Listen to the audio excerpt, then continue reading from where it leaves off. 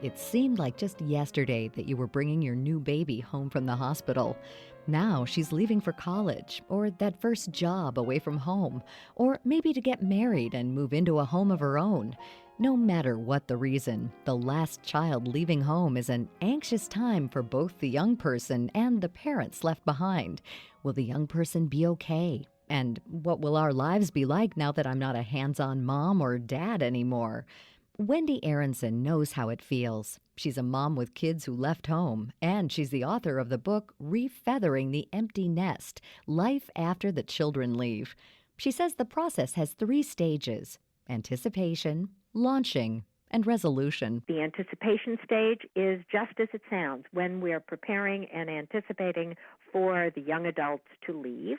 So this would be a stage, for example, when they first get their driver's license, when they become more autonomous, more independent. They start applying to colleges or for their next stage or phase in their lives if they don't attend college. It happens very slowly. It's not like turning on and off a light switch. After that is the launching phase, and that phase would be when we take them to college, when we get them settled in, when we begin to learn to parent in a different way than we had been before because they were in our house, in our nest. And the latter stage is the resolution stage, and that stage is when we've come up with a new rhythm, a new landscape to our life. And it could be between, the communication and the time you spend with your spouse. It could be also how you relate to your children. It could be starting a new career, having a new hobby, all of these things that are incorporated in the resolution stage. Aronson says that every parent's emotions are unique to them, and there's no telling how each will react when the child finally leaves. To generalize, I think one might be excitement to finally have more time for themselves and to pursue things that they didn't have time to do. The other might be an enormous sense of loss because, again, this has been our job description for 18 plus years, and all of a sudden this job description changes.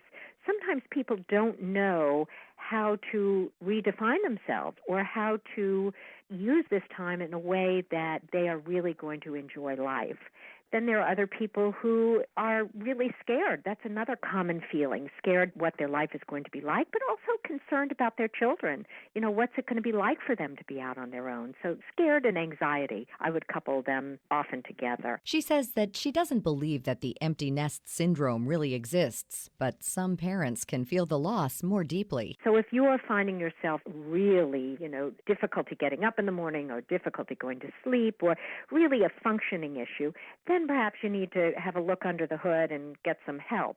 Aside from that, you might feel some sadness, but that doesn't mean that this is a full-blown depression. Aronson says that how a parent feels when a child leaves depends somewhat on what kind of parent they were when the young person was living at home. I think your relationship to your children is a very, very big part of it, but also your relationship with your spouse, if you have a spouse, or your relationship to yourself, because if you defined yourself as being a mom and solely a mom, then your dependence on them is so enormous that it really requires you taking a step back and really thinking, okay, what other things can I do?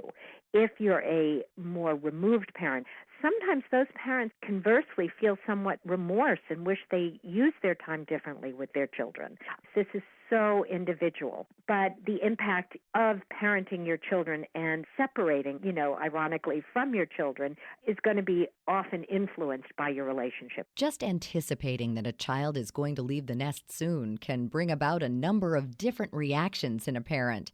Aronson uses animals to describe how a parent might behave in this phase. The hummingbird kind of flits around chaotically, but frenetically is a better word for it, rather than chaotic, frenetically, and getting all sorts of things done, and really, really leaving no time to feel on what it might be like to be without our children or to have our children not in the nest. The stunned deer is just like it sounds. People are shocked, and they almost go in a way or proceed in their life in a way that things are going to remain status quo. They can't either move forward, they can't move backwards. There's such fear and such concern that it really can be very consuming. And then there's the eager beaver, and that eager beaver is the person who takes on their young adult's departure as if it was another career. So they form lists and they learn everything they can about the college, if they go to college, or how to prepare your children. They're so consumed in perfecting their children's departure that too sometimes can hinder their own evolution as to when the children leave. We always think that the mom is going to be the one in tears when her child finally says goodbye, and the dad will be calm and even stoic about the departure. Do men and women today feel and behave differently than their parents did in that situation? Absolutely. I just got off the phone with somebody who was talking about this, and a very well-known author who was saying it's so funny because my wife felt much more stoic and I'm much more sensitive and upset at this loss. I think dads are so much more involved from the moment of conception. You know, they're there during sonograms. I mean, it sounds so silly, but this has been so different than previous generations. Fathers oftentimes today will leave work early to come and see one of their children's productions or be a part of one of their athletic games. There's so much more involvement that I think fathers are feeling it much more so, or even more aware of it, much more so than years gone by. So when the child is gone, what then? How do parents continue on with their lives? Aronson says they should give some thought on how they'll reframe this shift in their lives. To reframe it, they can use this time to reinvent themselves, to have a new career, to reignite their marriage if they're not married, hopefully allowing their time to, if they would choose to have a romantic relationship, allowing time to focus on themselves. It's also the time where you can really sit back and watch and listen and have the gratification of really seeing the fruits of your labor. I can tell you firsthand, we have two children, one who's 20 and one who's 24, and I have loved every step of the way of being a parent. But being at this phase and watching them develop into young adults is like nothing I've ever experienced. So that is another reframe. I don't mean to say that there aren't trials and tribulations along the way either, and there aren't missing being a mommy instead of a mom. Those things are there, but it's looking forward and looking forward to what the possibilities are, and I think that's the best way to reframe is possibilities. Most kids can't wait to be out on their own, but there are exceptions. What do you do if the child doesn't want to leave? First and foremost, we hope we teach our children the skills and the tools to be independent. If the young adult does not want to leave, to me, I would say that pretty much signals something else is going on. Usually most want to leave the nest and want to be independent.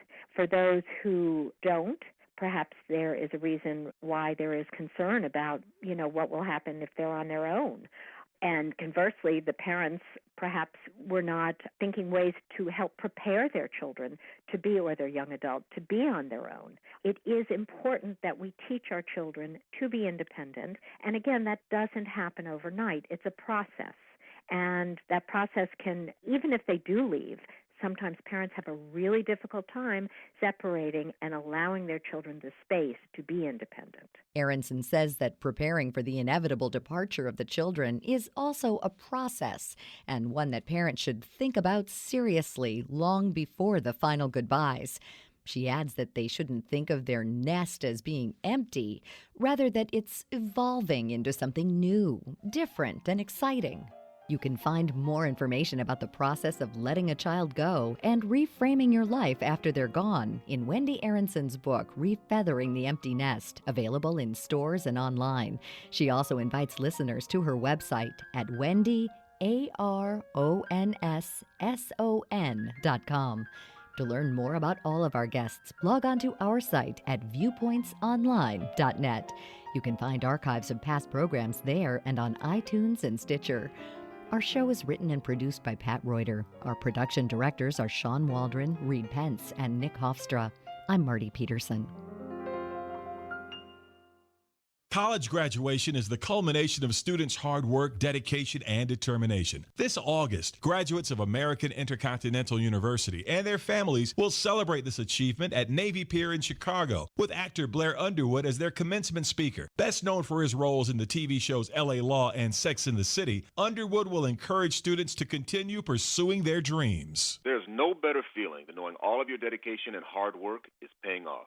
I hope to inspire AIU graduates to seize the moment and recognize their accomplishments while looking forward to an even greater success in the future. In the last 10 years, AIU has graduated more than 80,000 students through its online and ground campuses. AIU makes it easy for students to learn anytime, anywhere, with programs built around a powerful specialized curriculum and classes taught by industry specialists. For more information about AIU, visit aiuniv.edu.